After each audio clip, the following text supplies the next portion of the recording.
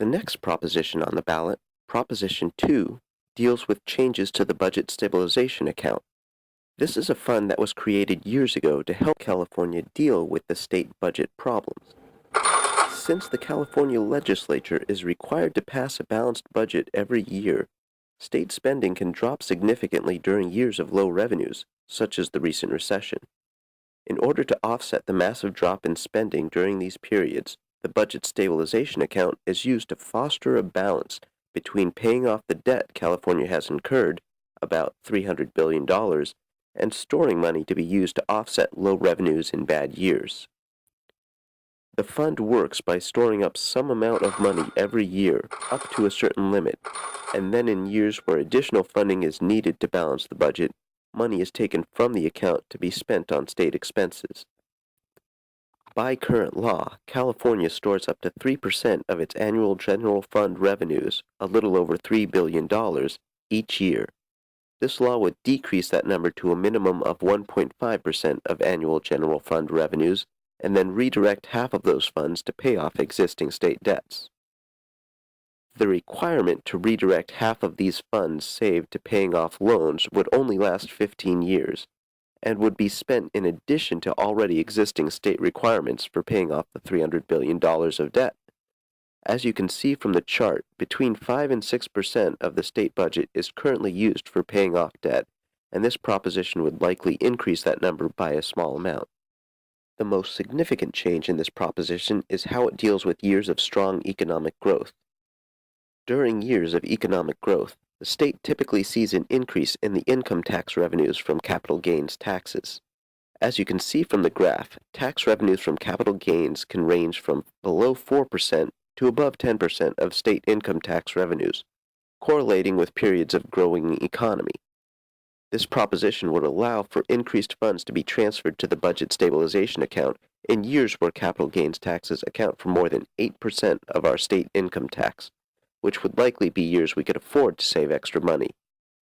The extra money put into the Budget Stabilization Account would be proportional to the increased capital gains tax revenue, and like all other funds transferred to the Budget Stabilization Account over the next 15 years, half would be directed to paying off state debt.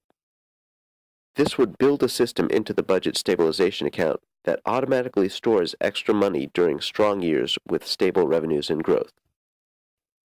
Prop 2 also changes some of the limits on how the account is stored and used. Currently, there are no limits on when California can spend the funds stored in this account. This proposition would prevent us from using the funds unless we actually needed them for something, such as a budget emergency. Prop 2 also increases the maximum cap on the account, from 5% of the annual state budget to 10% of the annual state budget. I should point out here that 10% of the state budget is still less than the cuts that resulted from the recent recession, so even if the account had been filled to capacity with the new rules, it would not have been enough to protect us from all the cuts we had to make in 2008 and 2009. However, discussing the fund cap is probably a moot point at the moment, as the recent recession has left the account completely empty. This year was the first year any money was put back into the account. Strangely, another change was added into this proposition: changes to school budget reserves. Prop 2 would add a new statewide school reserve fund to store money for schools, adding money into the fund during years when capital gains tax revenues are above average and the schools are already fully funded. Again, this fund would be capped at 10% of the annual state spending on schools, which would not have been enough to cushion the cuts from this last recession. In addition to this, the proposition adds a cap to the reserves schools are allowed to keep for themselves once money is put into the statewide reserve fund, so schools would no longer be able to keep the same level of reserve funds they currently rely on for years when the state provides less money than needed. As you can see from this graph, state funding for education is fairly unreliable, which is part of the reason schools need to have the reserve funds they currently have. Even now, the state still owes funds promised to schools that were never provided. It's very likely that the restrictions passed with this proposition will make it more difficult for schools to stay funded during years when education spending is cut. In addition, it will take a very long time to build up enough funding in the statewide school reserve fund, and in practice, there is no aspect of it that couldn't already be covered by California's existing budget stabilization account.